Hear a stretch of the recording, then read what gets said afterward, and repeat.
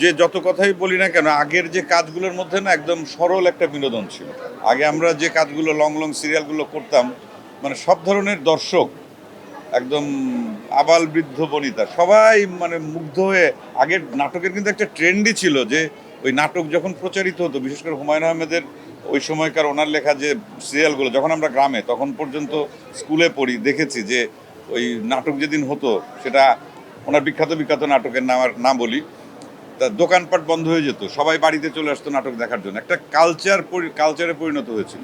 Even সেই ধারাবাহিকতা আমাদেরও কিছু নাটক ওই রকমই ছিল, যে চ্যানেল আই অথবা বাংলা ভিশনে যখন সেই হারকিপ্টে বা শাকিন শারিশুরি যখন প্রচার হতো, আমরা নিজেরা দেখতাম, রাস্তাঘাটের লোকজন কমে যেত যে আজকে নাটক দেখবে সবাই।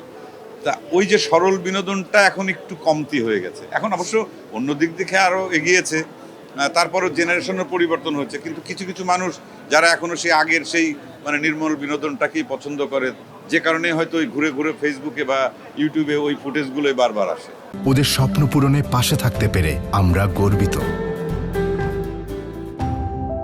আমি আমার আমার জুনিয়র সিনিয়র যার যখন ভালো কাজ দেখি, এবং আমার সম্ভবত এমন কোনো মানে ছোট ভাই বোন নাই যারা অভিনয় করেন আর কি, নতুন যারা ইন্ডাস্ট্রিতে এসছেন, এদের কোনো ভালো কাজ দেখলে প্রত্যেকের কোনো না কোনো এক্সপিরিয়েন্স আছে যে একটা ভালো কাজ দেখেছি, আমি ফোন করেছি, বা ফেসবুকে হয়তো আমার সঙ্গে আছে, আমি তাকে উইশ করেছি। এটা আমি করি, এটা তো করা উচিত, কারণ নতুনরা ইন্সপায়ার্ড না হলে পরে তাদের সেই জায়গাতে তারা আসবে কি করে। আর কলকাতার ক্ষেত্রে যদি আমি বলি, বুম্বাদা আমাকে নিয়ে যে কথা আসলে বলেছেন, এটা আনএক্সপেক্টেড, এটা আমি আশাই করি না যে উনি ওনার মতো এত সিনিয়র একজন অ্যাক্টর, এবং ওনার কি অবস্থান সেটা নতুন করে আমাদের বলার কিছু নেই। তা উনি আমার একটি অভিনয় দেখার পর উনি এইভাবে আমার সম্পর্কে বলবেন, এটা একদমই আনএক্সপেক্টেড, আমি চিন্তাই করি না।